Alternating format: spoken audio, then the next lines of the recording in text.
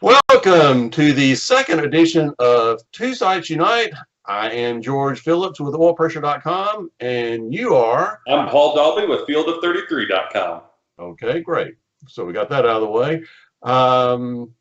It's been 2 months since we did this, and we're now coming up on the month of May, even though we've had 4 races take place this last time we did this. So what do you want to talk about first? The past or the future? Let's get it quick and dirty out of the way with the 4 races. Okay. Any surprises other than Colton Herta winning at COTA? I'll tell you what I've been a little surprised about is how different they've been. The first 2 races I thought were pretty exciting at St. Pete and at COTA. I thought the race then at Barber and what was after Barber? Long Beach. Long Beach. Those are both snoozers of races. Not that they were undeserving, because you saw dominating performances by Takuma Sato and Alexander Rossi. Barber had some stuff going on back behind Sato. I thought Long Beach was just a terrible race, though, all around. Not just. Yeah. I can appreciate Rossi in a completely dominating form, and kudos to Rossi and Andretti Autosport, but there was nothing to redeem that race anywhere in the field. And see, I wasn't offended by the race as much as you or most people were. I think mainly because Long Beach is always a snoozer. And the last few years with the DW12, the race has had action in it. Maybe not always at the front, but TV guys can find something to display, show some sort of action. There was just nothing in the Long Beach. I thought there was some anyway, but and I wrote, of course, I'll ask you this. I'm going to put you on the spot. You just made your first trip to Barber. What'd you think? It was a great experience. I liked the track. It was very cool to actually be there. As everyone has said, the elevation changes just don't show on TV. The elevation kind of going in, I think it's up to turn 2 and kind of around that turn, then you go down. I think they call that Alabama roller coaster, where they come back up the hill to turn 4. I mean, that just doesn't show on TV. No. Then on the, I guess it would actually be the east end of the track, I guess, back at like turns 14, 15, 16, 17, right there before the pit entrance. I mean, it is just up and down. You don't see that, and you can hear it, which is really interesting. I spent some time down in that last set of curves where pit road comes off there. I think that's 15 and 16. I couldn't tell you. But it's really cool to sit down there and hear them tenderfoot the throttle out there. They're off and on. You can hear who gets on the throttle earlier, because it's a very sensitive portion of the track. And you hear the same thing down at the other end, down in turn 2. Yeah. They're going around that they don't call it this, but I call it a carousel. It's just really almost it's almost a 180-degree turn, but it's sort of it's a carousel. Yeah. And there's a turn down there. I think it's like 12 and 13 at the end of the back straight, where they're just hauling down the back straight, and then they kind of come into this compression. It's down the hill a left and then up the hill to the right, and you can just see the car compress there. And all I can think of is just when you go down a hill in your passenger car and you come back up, and sometimes it kind of, you feel that compression in your back and it's hard to breathe.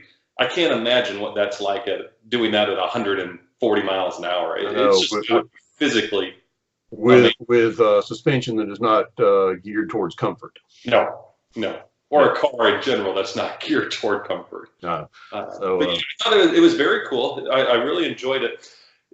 I'll be honest though, the vibe at the track, and I don't know if it was something just this year or if it's always like that at Barber. It just didn't have the feel of a big IndyCar event.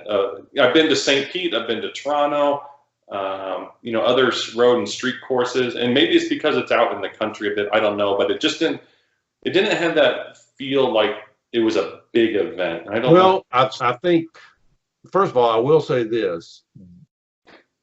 I don't know if it was due to because the weather was not bad, but the forecast was horrible. Mm-hmm. Yeah. There was looking at the forecast during the week, it looked like it was going to be solid rain Friday, Saturday, Sunday. So that may have scared some people off. I think the attendance was down. I haven't heard anybody really say that, but being there and having been there every single year, I felt like the attendance was down. I also felt like that there was not quite the buzz about the event. I think that it was a little cooler because it was earlier in the month. Instead of being the last weekend in April, it was the first weekend in April. Right. That doesn't, in the summertime, that doesn't sound like a big deal, but when you're talking about spring hitting an area, that makes a big difference. Sure. Those 3 weeks in April. Mm-hmm. And as you noticed, and it even showed up on television, instead of lush green grass, it was still brown. Yeah, I didn't feel like I was at Augusta National. No. And there were a few azaleas were blooming, but not many. No dogwoods were even hinting at blooming at that time. So it was not as pretty or beautiful facility as people like to say, but it did not have the same feel or vibe to it that I've noticed there other years. But also, I think just the fact that it is so spread out there, and Kurt Cabin pointed this out on Trackside one night, and he's right. It's really the only, I think, Road America to some extent, but it's about the only track on the schedule where there are no grandstands on the main straightaway. Right. There's nothing behind the pits. The only real stands in the place are over on the backstretch. Yeah. So, as we found out during qualifying, the PA system was really turned down for whatever reason during qualifying then. But it was just, people are spread out. I think they probably had over 50,000 people there race day. I think that's what they normally get there, but it was scattered all around the hill, around overlooking turn 2, turn 3. And then over on the backstretch and even up in the woods. Yeah, I don't think it helped any at all that the Road to Indy wasn't there either. It was always busy on track, but it was very unrelated to IndyCar. So it was a lot of stuff that, quite honestly, I just wasn't familiar with. The Lamborghini Super Trofeo series, the Miata series, the GT something series 3 or 4. I forget which one it was. I think it was GP3. GP3, yeah. Which is a Honda-based series, as I think is very similar to Indy Lights. But it's not Indy Lights. Maybe it was F3 or F4, whatever it was. It wasn't the. That's right. Yeah. I think F3. That's what it was. Yeah. It wasn't the standard Road to Indy, so it felt very it almost felt like we were stomping in on a club racing weekend. It's kind of a little bit of the vibe. Yeah. So. But I get that, and another thing, and I've said this for years, and it's even more so this year.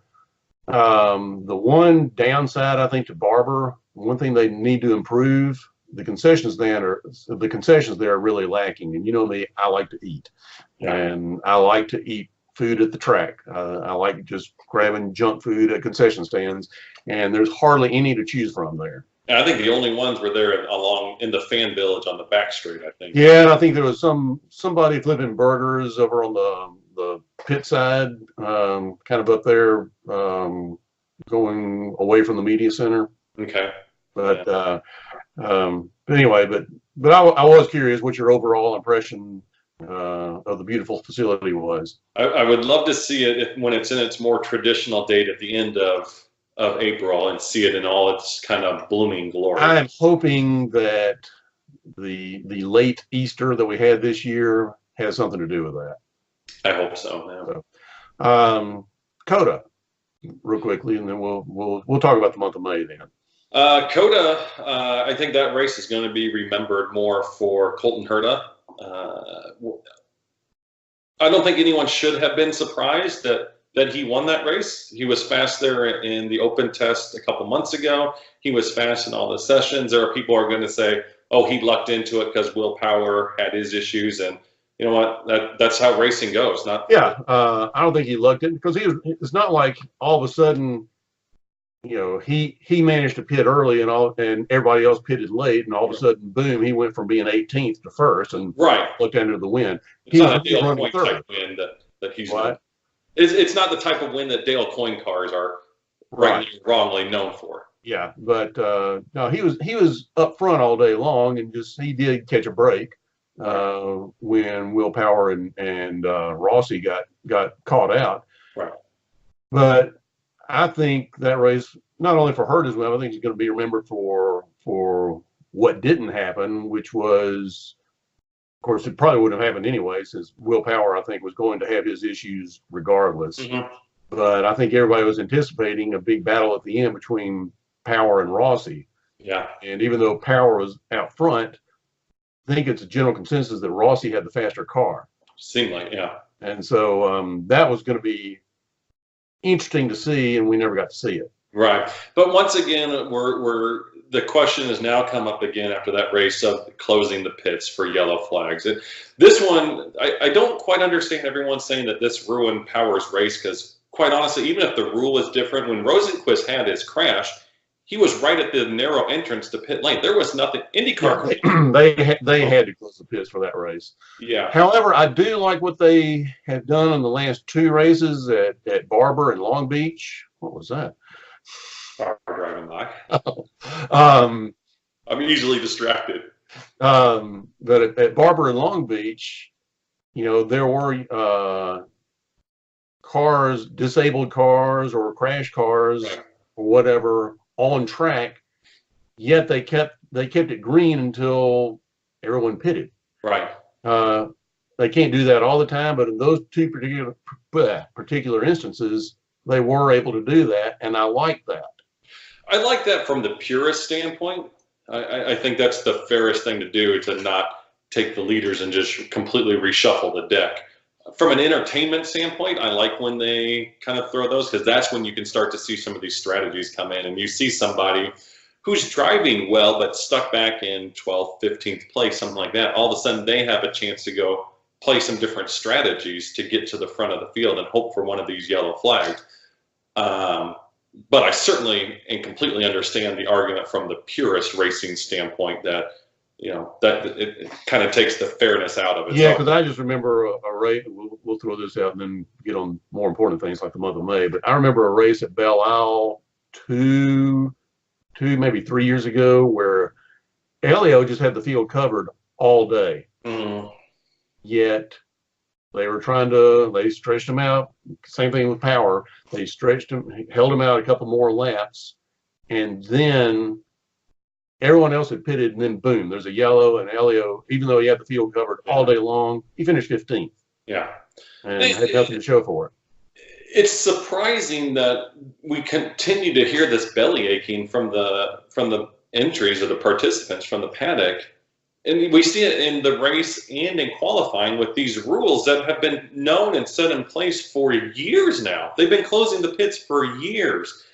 And people continue to get caught out by it by trying to stretch their pit stops longer and longer and longer.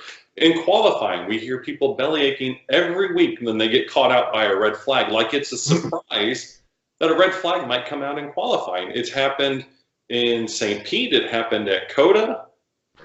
I don't think it happened at Barber or at Long Beach, really, but it shouldn't be a surprise to anyone anymore. But yet we continuously see week in and week out in the 10-minute qualifying sessions for Group 1, somebody waits until there's 4 minutes left to try to go out for their lap, and then they're upset when a red flag comes out. And I forget, it could have happened at Long Beach with, I think it may have been Dixon.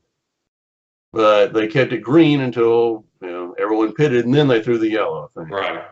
Yeah. So, all right. So moving on to more fun topics. The month of May. We had the open test last week. I don't think there were any huge surprises there. Chevy was fairly strong there, stronger than they have been. Yeah. And although they did win the race at St. Pete, but Chevy's kind of been struggling a little bit, would you say? They've gotten spanked around, I'd say. Yeah, especially in qualifying. Yeah, I take it back. I mean, they've won 2 out of 4 poles. Yeah, I think one of the surprising things to me has been how off the pace Penske has been. You know, they struggled. Obviously, Will was on pole at St. Pete. They really struggled through that whole. He was on pole at Coda too. Right. Okay, that's right. But then they have won half the poles. But Barber, they were just lost all weekend, and even more lost at Long Beach. Yeah, they weren't even a factor really at Long Beach. No. So it's very odd to see Penske in that position.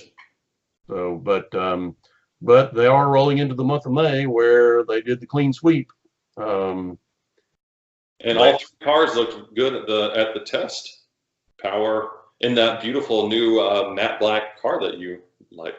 I'm going to call it a satin. No, it's a satin finish.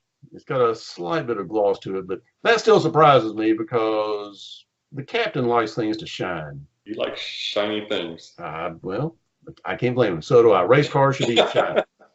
And I do not like two things that should shine: race cars and football helmets. I'll agree with you on that. And racing helmets.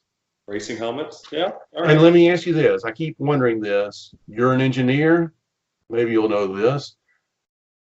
It just seems to me like a glossy finish would glide through the air at 230 miles an hour a little bit easier than one with a matte finish.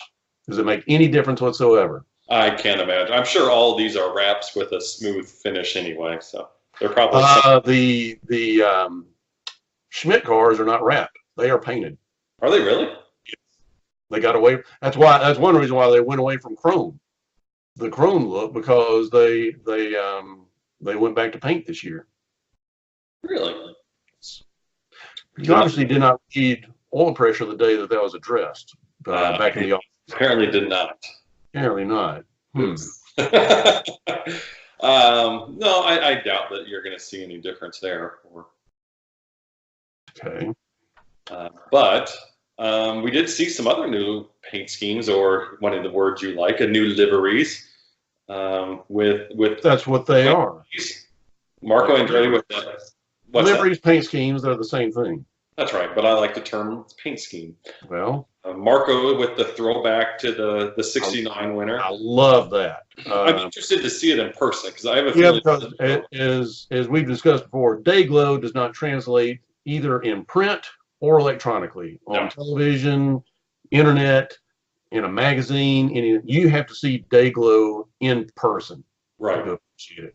I'll tell you what, though. And Simon Pagenaud drove I think he drove DXC car this past week, or at the open test.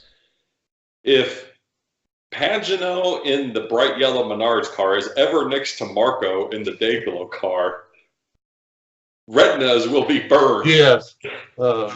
Cameras will be ruined because there is. That's two of the brightest cars I've ever seen. One thing I like about the old Marlboro liveries, paint schemes, is because they, the chevron was Dayglow. Yes. I loved it. And it never photographed well either. No, it looked like it just looked like a red stripe in photographs. Yeah. But speaking of photographs, I like your background today. You like that? Better than the plain wall you had last time. Let's look around here a little bit. Here's some of my greater hits that I enjoy. You took all these photos. I did take all these photos. Yep. So this behind me here is the wall of Indianapolis 500 winners. So going from up there in the top left is Dario from 2010. I do not have Will Powers up from last year yet, though. So I am slightly slacking a little bit. Okay. And you'll see here the Borg Warner Trophy sitting in the middle, which you also have over here. Which is also right back there. And my awesome wife got me this cutout of the Indianapolis Oval here. I like that. I love that. I've got, I've lost it. But this nice, there it is. I've never put it on my car, but really this came with two things. I got this last year, I think. Really, I just got it to have the wing and wheel because these don't fade. But it also comes with this. I thought that might look a little odd as a decal on your car. A little bit. Sticker on your car. Do you not think so? It could be a little odd, yeah. So anyway, but can I make a recommendation? Do not apply that with Windex. No, I've been. Somebody advised me of that one time, and it didn't work out. It did not work out. No. Inside joke. So back to the open test. Let's get back there. Yes. Okay, so Sato led the open test. He led, and speaking of liveries, I do not like his new livery. I liked it. I don't. I did read somewhere that you said, and I don't know if it was in a text message to me or a tweet that you had posted, that it reminded you of the Jim Crawford livery. So yeah, now I'm using your word. The Jim Crawford livery from, what, about 88, 89? 89, I'm thinking the Mac Tools car. Yeah, well, he drove that in 88 and 89. I think he may have drove that in 92 when he went flying through South Chute backwards after crashing down there. Yeah, I think that's what. Bad car. Huh? That wasn't a bad car. I kind of liked it. I wasn't big on it. Especially if Graham drives the same car that he's driven the first few races this year. I think it's hard to tell the Graham and the Sato cars apart from very far. So I like having as much variety as you can. Okay. I think it's a nice looking car. I mean, it could be worse. Could be worse. I didn't like the remember this is reaching back, the Bertrand Baguette car that almost won in 2011. Yeah. I thought that was an ugly car. It's not completely dissimilar. No, it's not. Yeah. So, anyway, just leave it to say I don't care for yellow and white. I love Elio's Pennzoil. I was glad to see that he was in that, and I'm hoping that he keeps that for the 500. I think he will. Actually, what I have heard or read somewhere that he's going to be in that car, and Newgarden is going to be in a red and white shell car. Okay. Like didn't Elio drive a red and white shell car? He's driven that a couple of times. Yeah. Okay. All right. He doesn't drive this. Elio's in the Grand Prix, right? What? Elio is racing the Grand Prix, right? Yes. Okay. Right. I don't know. I know he is, but I haven't heard some of the other teams that, I think Jack Harvey is. I don't know if Juncos is going to be there or not. Okay. Because Juncos hasn't even announced Kyle Kaiser yet. They haven't confirmed Kyle Kaiser yet for the 500. No. Likewise, Schmidt has not announced Oriol Serbia for the 500 yet either. But I think that's a pretty safe assumption at this point. It's a safe assumption, but you still wonder, why is it not a done deal yet? Right. Yeah, it is a little bit peculiar that they're waiting this long. But it was widely assumed as well that J.R. Hildebrand was going to end up at Dreyer and Reinbold. I thought it was curious. It's been, 2 months since Dreyer and Reinbold announced Sage Karam. It hasn't been that long, but it's been a while. Yeah. It's been at least 4 weeks, I would think. But and can we just cut out this stuff about JR's car being a Dan Gurney tribute car? Apparently you did not read my article on Friday. I did read the article on Friday. Okay, so because I went off on that tangent. Yes, well, I'm agreeing with you, which doesn't often happen. But just because you put a number on there and a font does not make it a tribute car. No, that is not a tribute car. I mean, now the Oriol, I think it was Oriol Serbia that drove Bobby Rahal's car. That was like in 08, 09, something like that. Yeah, that was a nice looking tribute car. Yes, that was a good looking car. It was even I forget who the sponsor was, but it was the so-and-so special. Yeah. I think, and if you saw on Twitter this week, I think Bobby Rahal kind of poked fun a little bit at Dreyer and Reinbold saying about calling it a Dan Gurney tribute car. Yeah, that it is not. No. Now, Marco's car, that's a tribute car. Yeah. Now, there are a few finite changes I would suggest for Marco's car. I know they can't put SDP on there or take U.S. Concrete off of there, but like where it tapers up, on that, because that's the only car out there that's going to have the numbers on that.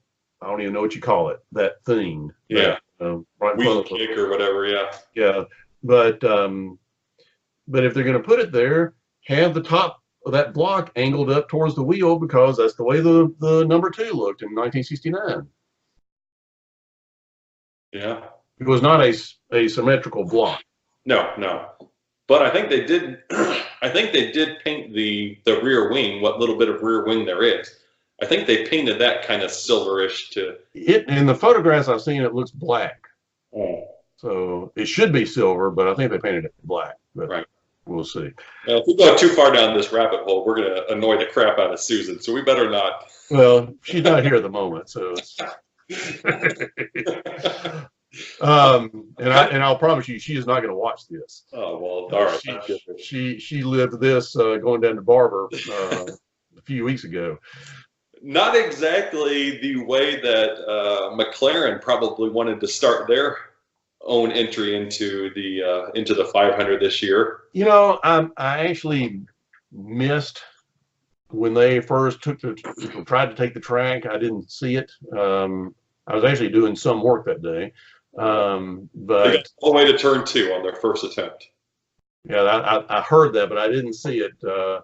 But then when he did take the track, I actually had made it home and was watching it from the comfort of my home. But you know, and he was just kind of creeping up. Now, on the refresher course, do they have to maintain a sort of a speed limit or a speed range?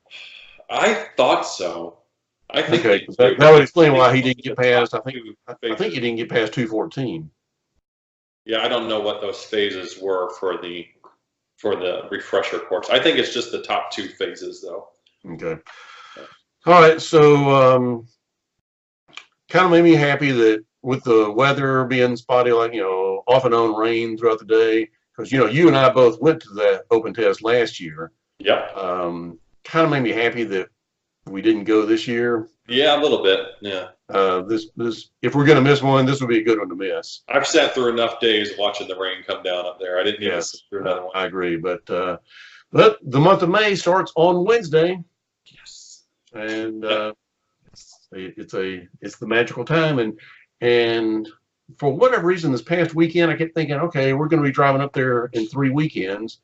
And then it dawned on me Saturday morning, no, it's 2 weekends. Yeah, and you know, you ought to be running the half marathon with the rest of us next weekend. Then you could go up next weekend as well. Run a lap around the track. I do not run. Lunch at Dawson's. I would eat lunch at Dawson's, but I do not run. I did not run when I was Dawson's. I did not run when I was your age. I did not run when I was in my teens and 20s. I am not a jogger in any shape, form, or fashion. And when you are my age, you're not going to be able to walk. Yeah, I'll be fine. When I'm your age, you won't know if I can walk or not anyway. So when you're my age, I'll be dead probably. So. Right. But yes, it's coming up quickly. 20. We're under 30 days now. We're within a month. Well, yeah, we were under 30 days. I think on last Thursday, I believe. I think Friday was 30. Yeah. Friday was Friday. Yeah. So, Grand Prix. Who cares? It's another race. I mean, it counts as much as Long Beach. I'll take Power. What? I'll take Power. Well, if you take either Power or Pagenaud. Or Pagenaud. I'll let you have Pagenaud. I'll take Power. That's really pretty much your 2 choices in history. Actually, you know who I'm going to take? I'm going to say, this is going completely against the grain. I'm going to say neither one of those 2 win. I'm going to say a Penske car does not win. And I'm going to say that a Chevrolet does not win. Actually, Honda did win the first one. They did. When he was driving Schmidt. They may have been Schmidt-Hamilton back in that iteration. No, I think it was just Sam Schmidt Motorsports at that time. I think. He had the HP car, so that would lead me to think Hamilton may have been. Well, maybe. I don't know. But I think it's going to be Scott Dixon. Well, you're not really going on a very thin limb here. No, I didn't say it was going to be Santino Ferrucci that was going to win. I mean, that would be a win. That would be more like a twig, yeah. But so I guess we're throwing out picks for the Grand Prix. I'm going to agree with you. I think this is the year the Power and Pagenaud streak comes to an end. And I agree. Based on what we've seen, I don't know if Chevy's going to have the horses to really make this happen. Who do I like? You know who I like? I like Ryan Hunter-Reay. I think it could be a toss-up between Rossi and Hunter-Reay, but I'll take Ryan Hunter-Reay for the Grand Prix. Well, John McClellan will be very pleased with you then. I didn't say Grant Rahal. Well, Hunter-Reay and Rahal are his two guys. Oh, no, I wouldn't be shocked to see a Rahal car win either, whether that's Sato or Rahal. Sato is I mean, you would hope that 42 he would mature. I feel like it's been a long time since Sato has really pulled a boneheaded move that I can think of. It's really been a while. I do think it's too early to make a pick for the 500 since we don't even know the full entry list. But that's fun. If we don't know they're in the race at this point, they're probably not going to win. Allens seniors come along only once in a generation. A one-off is not going to win this race. Well, Dan Weldon won as a one-off. Right. You are right. But Dan Weldon was announced 2 months before as well, so it's not like he was announced days before the track opened. Well, Al Unser wasn't announced until on Gaius. That's what I just said. Well, you said days before the track opened. Wow. Anyway. Come on, just give me a prediction. They're not supposed to be good predictions. We'll come back to, reevaluate our predictions. Yeah, I reserve the right to change my mind in a couple of weeks. All right. Okay, you want a prediction? I do. Chosen, that's a good one. I think you may be on track with that one. Yeah, it is hard to still go against Penske. But I'll be honest, I just haven't seen enough from Chevrolet this year to really think that they've got the horses. Keep in mind, at the test, they were 2, 3, and 4. Yeah, but then we get back on that whole toe, no toe list again, which, by the way, I don't like the no toe list. I've been on this soapbox before. I don't like knowing no toe speeds versus toe speeds. I like the days when it was just a mental head game and someone could go out at the end of the day, they might drag their teammate around, and that teammate might throw down a 229 when everyone else is at 227. I loved that. I will agree with you on that. And I can tell you specifically in 1992, the day before qualifying, everyone got excited when I think it was Mario Andretti threw down like a 231 or something like that, far and away ahead of the field. And he probably got drug around on a toe, but nobody cared then. Yeah. Nobody cared. It was just about the numbers. And seeing if you could go out on pull day, which that's going to be a whole nother discussion. Maybe are we going to discuss that now or not about the guaranteed spots and all this crap? I think that dead horse has been beaten enough.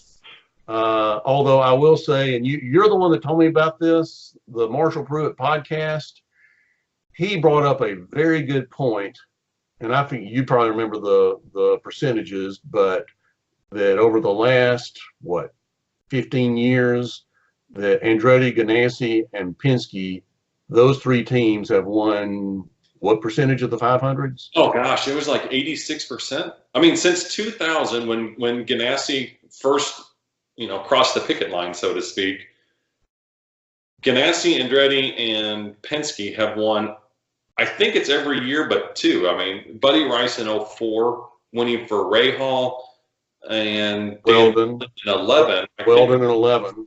Yeah, those are the only two since 2000 that haven't been won by Ganassi, Penske, or and then KV in 13. Right. Okay, so there are three then. So 3 out of, what are we now, 19 races? 8, yeah, 19. Yeah. So do the math. It's pretty high. It's something ridiculous, like 80. So and his point with that high percentage was, who are they afraid of? Right. And the other thing that I thought Marshall's excellent point was, and maybe Kevin brought this up on Trackside earlier this week or last week, Michael Andretti said, if I hadn't bought a spot for Ryan Hunter-Reay in 2011, then we would have lost DHL as a sponsor. And I get that, but what about the guys that work year-round to secure that one sponsor to get into the race? Why are they so much less valuable? Yeah. And and to go back, you mentioned 92, Quaker State. I mean, they had 2 cars in the 500 in 92, but no other cars for the rest of the year. Yeah. Quaker State's not a little name sponsor. Right. And so, I mean, they sunk a lot of money into that race, but had they tried to, and I haven't gone to see how many one-offs were in that race, but there were quite a few. Yeah. The John Paul Juniors of the world. They were in the race. Did King Motorsports not run the whole year that year? The only year they ran the entire year, at least in the 90s, was in 93 when they ran Roberto Guerrero in the Budweiser car, the number 40 Budweiser car. In 94 as well. They ran with Scott Goodyear. Yeah. But I was thinking Quaker State ran the whole year in 92 with King with Guerrero. No? But yeah, I mean, look at, the one-offs. They work their butts off all year to secure that one sponsor. Why should they be fighting for the last few spots when the other guys, their spots are just as valuable? And then on the flip side, just like you mentioned, Quaker State was gone from King after 92. They went to Budweiser. They eventually came back with Menard in 94, maybe. 94, yeah. Car, but they were pretty much gone. Marlboro was gone after Penske won in 2009. Well, that was mandated, though. Perhaps. No, that was government mandated. I mean, okay, 2017. Scott Dixon. Camping World, hell, they won the pole. You know how much publicity Camping World got just because Scott Dixon went flying across the entire short chute? Yep. They got some publicity out of that. What have they done? Nothing. In fact, they were rumored to be on the car for a good portion of that year, and they weren't on the car ever again, I don't think. No. So it's not like sponsors have to stay around just because a team makes it. Conversely, just because a team, think of the big names that have missed it. Rahal in 93. Miller didn't leave him. Miller Beer stayed with him for several more years. Yeah, but Miller stayed with him through, I think it was 2001 or 2. Now, if Rahal had failed to make it in 94, we may have a different story. But the fact that there was a chance Miller could have left if Rahal missed the race again in 94 as he had done in 93, that prompted Rahal to do something about his situation. Yeah. I've never talked to Bobby about this, and I don't know what he would say, but if Miller wasn't part of the equation, would Rahal have gone away from Honda in 1994 when they were slow? I honestly don't know. Or would he have missed it? But yeah, Miller did not desert Rahal after 93. Marlboro did not desert Penske after 95. Arrow did not desert Schmidt. No. Last year. Exactly. In fact, they doubled down. Yeah. And we had the DHL situation, I guess, with when Ryan Hunter-Reay was bumped in 2011. And not to impugn anyone's integrity, but it's easy to say that now, 8 years after the fact, that they would have left us had we done that. Would they really have? Right.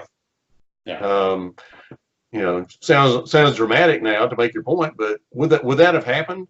Yeah. I mean, surely sponsors are made aware of the fact that there is a chance that we might not make the 500. If not, they should. That's shame on the team. Exactly. If a sponsor is ever sold by the guarantee of qualifying and being in the race for the 500, that sponsorship has been sold wrong. Yeah. So, Anyway, I said we were going to keep this one a lot shorter than the last one. Oh, how long have we gone? We're coming up on 40 minutes. Oh, well, the last one was 47, so we still have 7 minutes to go. I never did. So prediction, though, for the 500. And yes, we still have to right to change this. I'm going to go with Alexander Rossi. That'd be a good one.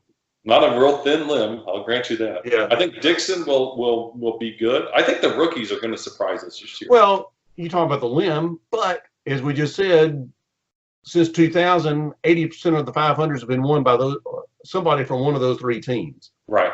So that doesn't give us a huge list to pull from. Gives us about, a third of the field to choose. Okay, so give me, who is your highest finisher outside of those three? Outside of the big three? Yes. I mean, what team or what driver? What driver?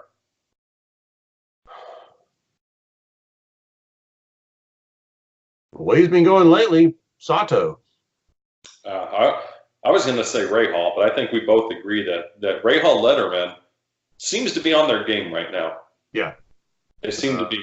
If they can avoid, Graham Rahal at the 500 has been fairly hit or miss. He's been either in contention or he's been just completely. He's never been close. He's either real close in contention or he's back in 25th or something. But somebody who is considered was always considered just almost like royalty 10 years ago. Until he won the 500, he was horrible in the 500, and that's Sam Hornish.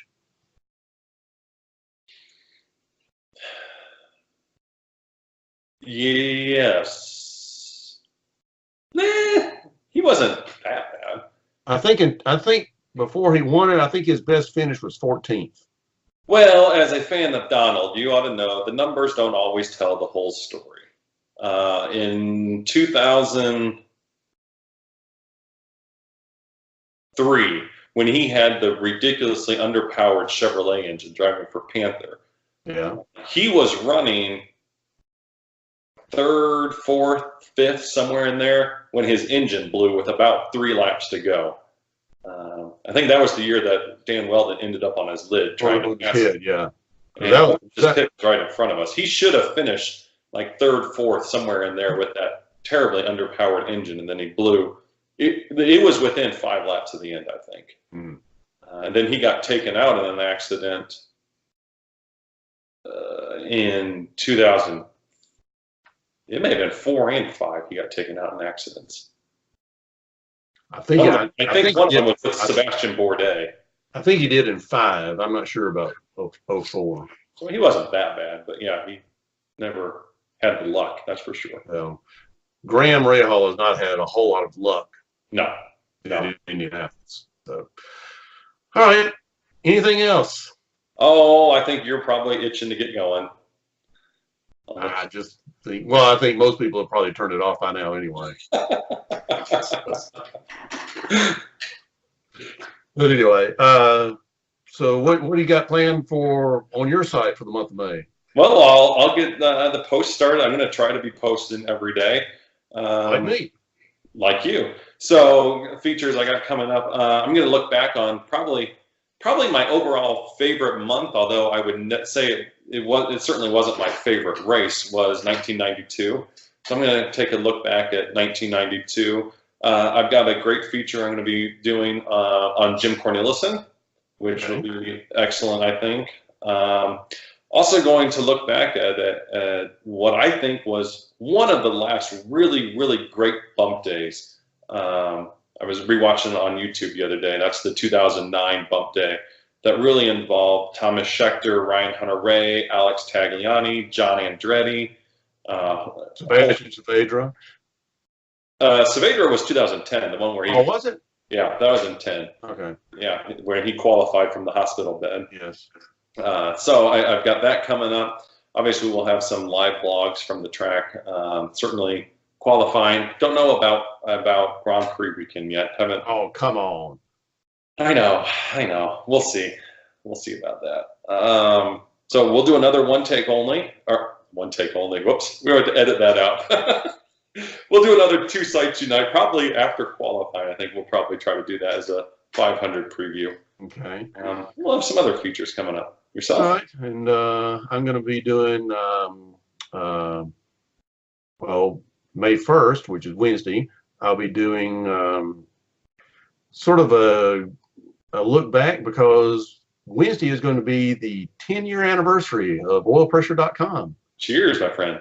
So be kind of taking a look back at 10 years, and also just looking ahead for the month of May. I'm going to have, in honor of Mario Andretti's 50th anniversary, I'm going to have a feature. I think this is going to run either Thursday or Friday. I'm going to have a look back at my experience as a kid being at that race through a kid's eyes. Not that I'm going to be talking like a 5th grader, but I forget what else. Of course, we've got the annual trivia contest coming up. That's right. That'll be probably next week, and I've eased it up a little bit. Well, you contributed several questions to it, but personally, we just try to make it not quite as impossible. Yeah, I'm not going to say that I dumbed it down, but it's. I think last year we kind of went overboard. It was so difficult that not that many people entered, and I want people to enter and feel like they've at least got a shot. So got that coming up. Susan has an interesting thing coming up. Is going to post, I think, next week as well. She has been working on a deal where she's been actually at the last few races, things that we've been to, and she's been emailing some, but she's been talking to a lot of drivers' spouses and significant others, trying to just get a little insight on their the drivers and sort of little known facts, and which driver raised puppies as a kid or something like that. Anyway, things like that, a little sort of puff piece, I guess, but and she would call it that too. But just it'll be a fun quiz for people to enter, and they'll learn something about the drivers. So, gonna have a review. I've read the book Beast finally, and I'm doing a review of that because this is also the 25th anniversary of the Mercedes pushrod. That is hard to believe. So we are as far from the pushrod engine now as the pushrod engine was from Mario's win in 1969. That is unbelievable. How did that happen? You're getting old, my friend. No. I'm done getting old. I'm already. A lot of anniversaries. Oil Pressure's 10-year anniversary, the Mercedes 25th anniversary, Mario's 50th anniversary this year. And also there's I have been asked by ESPN to give a review of an upcoming 30 for 30 on Janet Guthrie. So I'm going to write a review on that later on this month. So a lot of interesting things coming up. And of course, I'll be up there all 3 weekends. So a lot of updates from the track. There we go. So it'll be fun. All right. Well, I think now we've hit the 47 mark. So anyway, got anything else? No, we'll leave it there. Come back in a couple of weeks. All right. Well, for Paul Dalby with Fielder 33, I am George Phillips with oilpressure.com. Thank you for watching. Thank you.